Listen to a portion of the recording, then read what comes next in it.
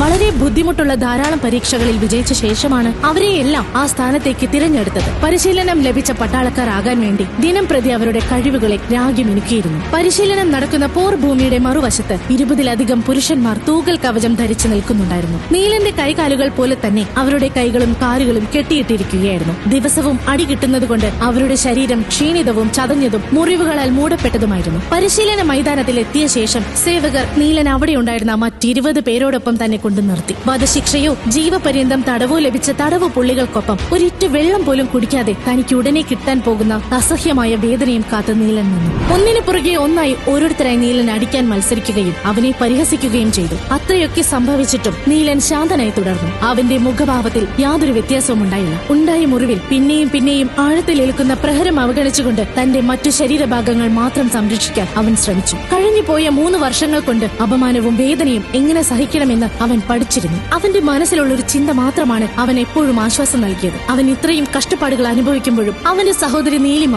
ഈ കഷ്ടപ്പാടുകളിൽ നിന്നെല്ലാം വളരെ അകലെ സപ്തസിന്ധു ആശ്രമത്തിൽ സുരക്ഷിതയാണല്ലോ എന്ന ചിന്ത അവന് നൽകിയ ആശ്വാസം ചെറുതല്ലായിരുന്നു. മറുവശത്ത് കൊട്ടാരത്തിൽ മഹാരാജാവ് വീരേന്ദ്രൻ തമ്പി താമസിച്ചിരുന്ന രാജകൊട്ടാരത്തിന്റെ സമ്പന്നവും മനോഹരവുമായ ഒരു മുറിയിൽ ഇപ്പോൾ താമസിക്കുന്നത് ഭരണാധികാരികളായ മഹേന്ദ്രനും നാഗേന്ദ്രനുമാണ്.